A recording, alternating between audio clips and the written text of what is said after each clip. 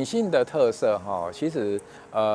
可以拿几个角色来对比啊。除了说《鲁冰花》里面呢两个爱慕同一个老师的女老师啊，他们的三角恋爱之外啊，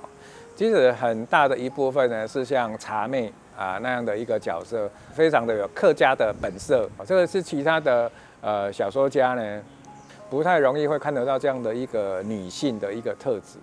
非常的让人家佩服了。所以钟老呢，他在那个时代，他的早期特别描写的这种女性的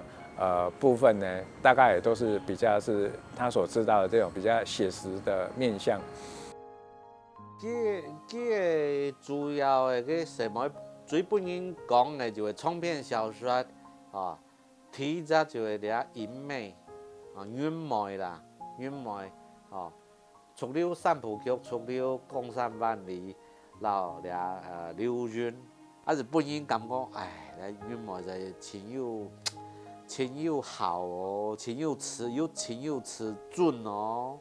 又情雅哦，哈，还有一个很有野性的，还有一个什么又情又持准的，本人。莫凊彩本谁来起了只什么是典型是一种佩萨斯讲嘛个大地之母哈，一种他的包容涵养大地它变成一种男人期望的一种所谓永恒的女性，可以永恒女性从歌德来不断的可以让你精神上升这是浪漫派时期的一种对女性的一种女神的想象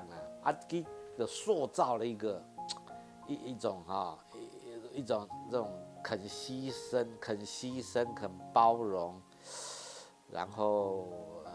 能够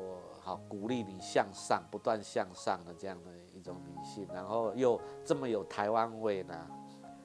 台湾味从哪里来？从她的时代她的穿着，还有她的一种淳朴她的一种农人她的一种体态